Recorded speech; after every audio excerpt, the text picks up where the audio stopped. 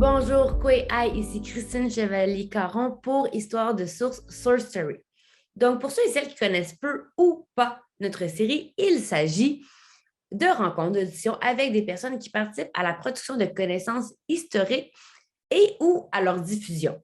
Donc, il s'agit de discuter autour d'une source qui peut permettre de questionner le récit dominant et de l'ébranler de sorte à produire du matériel pédagogique pour les enseignants, mais aussi d'assurer la production d'un récit historique plus inclusif qui va mettre de l'avant l'histoire de toutes les communautés qui forment le Canada. Donc, c'est un des objectifs principaux de notre édition. Donc, pour ce faire, on rencontre des historiens et des historiennes, mais pas seulement. Parfois, on rencontre des conservateurs et des conservatrices de musées, et ce fut le cas de ma collègue Samantha Cutrara, qui anime l'édition en anglais, qui a rencontré Shannon Price ainsi que Maria Cack, conservatrice du musée Bogston en Ontario.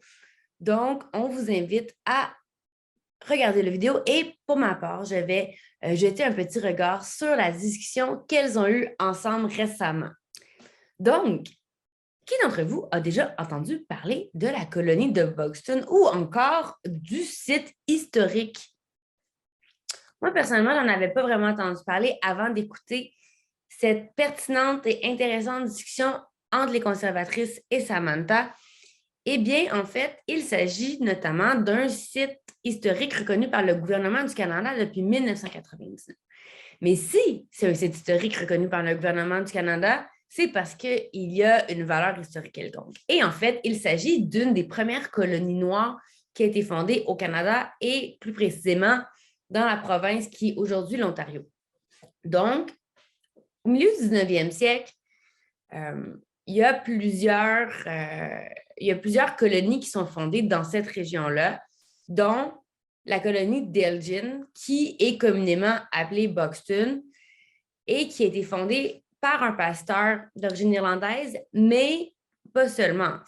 Sinon, c'était des anciens esclaves qui ont participé à la construction de ce lieu-là, de cette ville-là, en fait, de ce village-là, de cette colonie-là, et qui a fondé des institutions qui sont vraiment remarquables, notamment une école qui a vraiment marqué l'histoire et qui a permis à certaines personnes de marquer l'histoire. Donc, l'école est fondée dans les années 1860. Elle a fonctionné pendant plus de 100 ans et elle offrait une scolarisation de vraiment un bon niveau, d'un haut niveau. Il y a vraiment eu des personnes qui ont des parcours remarquables qui sont passées par cette école-là, notamment le premier médecin noir du Canada a été scolarisé là, et aussi une personne qui est devenue une secrétaire de Marcus Garvey aux États-Unis. Donc, elle offrait une éducation de qualité comme rare il y en avait au Canada à cette époque-là. Donc, l'éducation n'est pas pleinement développée à cette époque-là. Nous le savons déjà. Donc, il y a plusieurs choses à prendre en compte avec la discussion qu'il y a eu entre ma collègue et Shannon et Maria, mais plus encore, nous allons axer notre discussion d'aujourd'hui sur quelques petites choses qui m'ont vraiment accroché, notamment comment se servir du site Internet, et non du site historique en soi, du site Internet du musée et du site historique, puisqu'il regorge de ressources vraiment pertinentes pour pousser nos réflexions plus loin et pour re-questionner l'histoire du Canada et valoriser l'histoire des communautés noires canadiennes. Donc, qui n'a jamais rêvé de faire un voyage dans le temps? Donc, il n'y a pas juste les historiens et les historiennes qui en rêvent. Je pense que tout le monde aimerait ça, aller comme un petit oiseau, voir le passé ou encore le futur. Eh bien, c'est un peu ce qu'on vous offre sur le site Internet du musée et du site patrimonial. Et c'est ce qu'on vous présente dans la discussion. En fait, il y a toute une visite guidée 3 dimensions qui est proposée, que vous pouvez faire. Il y en a d'autres institutions, mais nous, on va se concentrer sur la dimension scolaire. Et donc, c'est vraiment de la même, ça représente vraiment l'école de la façon dont elle fonctionnait lors de son fonctionnement quand elle scolarisait les jeunes de cette communauté-là. Donc, on peut se visiter en se promenant, on peut voir des photos sur les murs, les pupitres des élèves, Donc, la division aussi de l'espace, donc avec un vestiaire pour les filles, un vestiaire pour les garçons. Donc, il y a vraiment plein de choses très intéressantes à voir et ça vous permet de vous plonger dans le fonctionnement de cette école-là à une autre époque. Donc, j'inviterais les enseignants et les enseignantes à aller voir ça avec leurs élèves. C'est très, très, très pertinent. Donc, comment s'en servir pour aller plus loin? Évidemment, comme le présentaient les conservatrices, il y a des points sur lesquels peser, puis on voit des détails, en fait, comme sur ton musée, puis il y avait une petite plaque.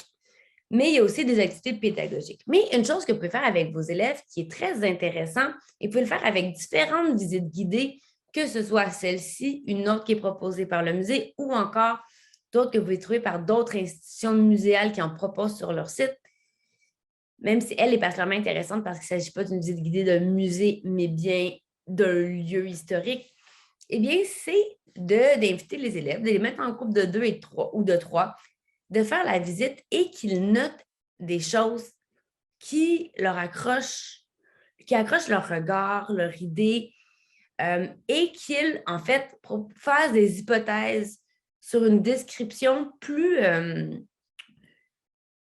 concrète de l'école. Par exemple, il y a des lampes à l'huile dans l'école. C'est un exemple qui est donné notamment par une des conservatrices. Donc, pourquoi il y a des lumières accrochées au mur? Pourquoi il y avait besoin de lampes à l'huile si l'école était de jour quand il fait clair?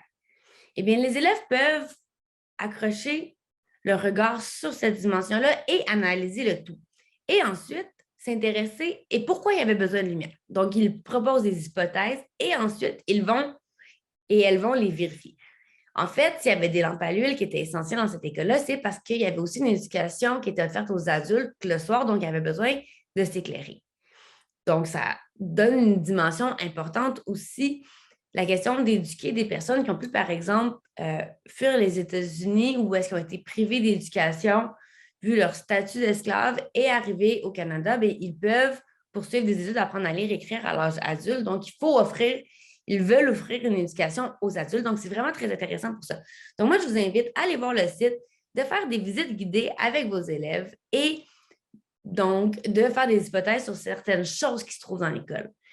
Et à quoi ça sert de s'intéresser à l'histoire de Buxton? Mais premièrement, évidemment, ça sert à valoriser l'histoire et la présence des communautés noires au Canada, de voir ce qu'elles ont fait, puisque l'école a attiré, se démarquait tellement que les personnes blanches ont commencé à être attirées par cette école-là, donc qui était fondée par des personnes noires pour des personnes noires.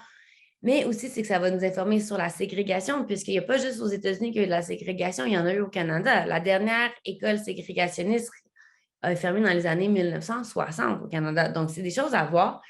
Et donc, ça nous permet de valoriser cette histoire-là, mais aussi de mettre de l'avant certaines dimensions propres au Canada qu'on attribue parfois aux États-Unis dans les rapports sociaux et de domination. Donc, pour plus d'informations, je vous invite à aller voir la discussion qu'il y a eu entre Samantha et nos invités, d'aller donc voir notre site Internet parce qu'il y a des ressources pour aller plus loin. Donc, n'hésitez pas à liker et diffuser ou encore commenter. Aussi, de nous suivre sur les réseaux sociaux, que ce soit Facebook, Instagram, Pinterest ou Twitter. Donc, restez à l'affût de nos prochaines vidéos et bonne visite guidée de l'école.